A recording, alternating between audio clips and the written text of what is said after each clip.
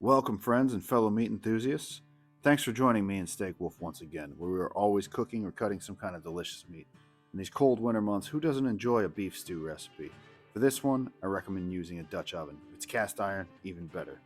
Here's what you'll need to create a soul-warming, tasty work of art. 2 pounds potatoes peeled and quartered, 2 cups baby carrots cut in half, 3 cloves garlic minced, 2 tablespoons parsley stems chopped, quarter cup chopped fresh parsley leaves, 2 celery stalks diced, 2 large onions sliced, 3 pounds good quality stewing beef such as a chuck roast. We happen to use boneless short ribs. Cut them into about 1.5 inch cubes, salt and ground black pepper to taste. Add 2 tablespoons of the flour to the bowl and toss and coat. Heat 2 tablespoons of the olive oil, medium-high heat in a large Dutch oven. Add beef to the pot in 2 separate batches and brown meat on all sides, adding remaining tablespoon of oil as needed. Remove the meat from the pot and set aside. Add onions and celery to the pot and saute until almost softened, approximately 4 to 5 minutes. Reduce heat to medium and add garlic. Continue to saute for 30 seconds longer. Add the mushrooms and cook, stirring occasionally until tender and browned, roughly 3 to 4 minutes. Stir in the remaining flour and tomato paste. Cook for another 1 to 2 minutes.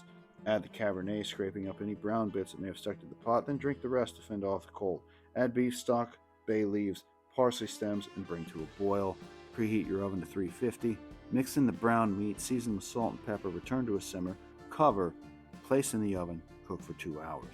Carefully remove the pot from the oven, stir in the potatoes, carrots, parsley leaves, cover, return to the oven. Bake until the meat is tender, about 1 hour.